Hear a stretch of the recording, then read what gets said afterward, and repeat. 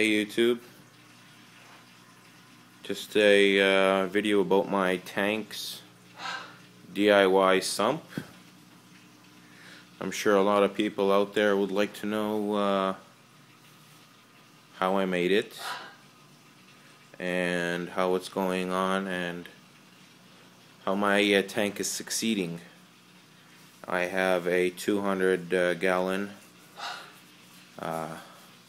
coral reef. Lights are turned on now, but it's nighttime.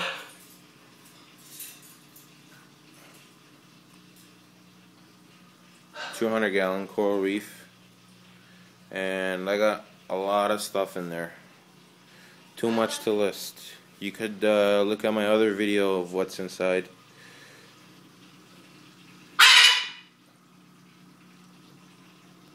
Crazy guys inside. These are my birds. What do you want, Rio? Blue? Alright, back to the sump. Back to the sump. Shut up. Let me show you guys my sump. Okay. Let's get a back view. This is basically, let's start with the outside. That container on the left is my auto top off. I just chopped off the top of it so I could just put it under my RO unit and pour water in. It's a little bit, it's empty right now, so let me take that out of the way.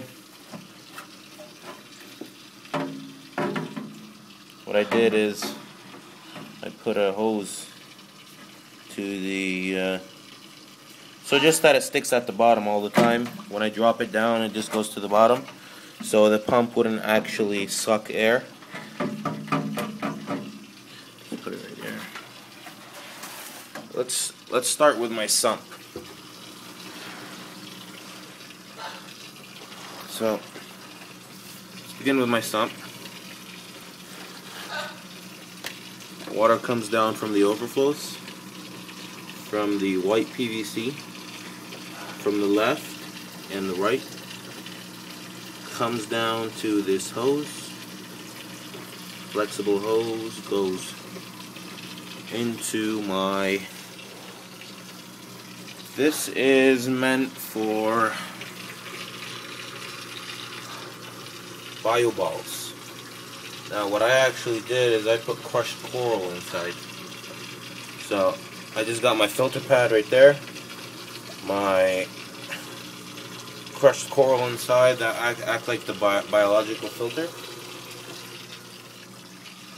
Water comes down through there, comes down to here, to this water level. As you can see, these two water levels are perfect. That's where my level is. There's a divider here. Water comes down through there, goes back up through into the Refugium. Now, before all that comes through here, also there's a pump right here that sucks water into my UV sterilizer. Now, I got a Rain Fresh UV sterilizer here. It's more than what I need. This is a commercial grade UV sterilizer. It's not leaking or anything. I just have this underneath it. This is the transformer for it. Now there is water here. I just changed my filter pad. So let's get back to here. What I have in my Refugium. So basically water comes down into here. Through my Refugium there is a light. And I just use a normal compact light. That's what I basically use. Water exits through there. I got that panel, so these two panels are equal. Right here and right there. They're the same height right there. The reason I did that is because that's the Refugium. I siliconed it in. I just basically boxed it out. As you can see, it's just a box right there. Over here, there's one panel before it That's the one that stops the bubbles. Now there isn't any bubbles because I got the water on a nice height right over there. I just YouTubed some people and they basically showed me. Seemingly you guys are YouTubing me right now. So I just used non-acid silicone.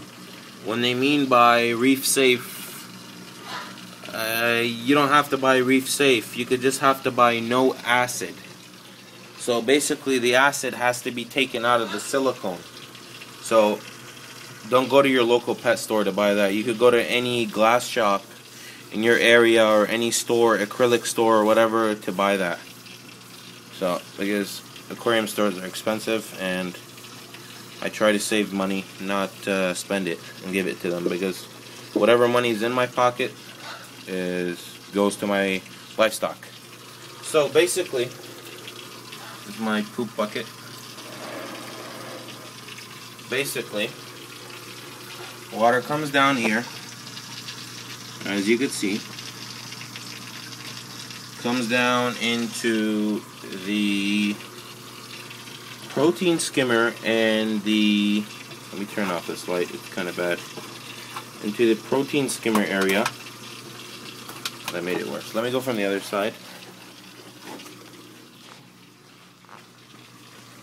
This is the protein skimmer area. So basically my protein skimmer sucks it through there, makes it go. It's just a normal simple protein skimmer. I think it's rated up to 160 gallons, but it's more than enough for my tank. My tank's a 200 gallon and it seems to keep everything fine. And as long as you keep your water level at a perfect height, okay, that's my auto top off. I'll go with that. I'll go over that with you guys right now. As long as you keep your water level at a certain level, you should not have any problems. You should be always skimming every day. Now, I know you guys see this. It's not so yellowish. It's like a brownish. It should be more, but this, I gotta show you what I have in my protein skimmer. Now, I haven't cleaned this in like 3 days. So let me show you how much.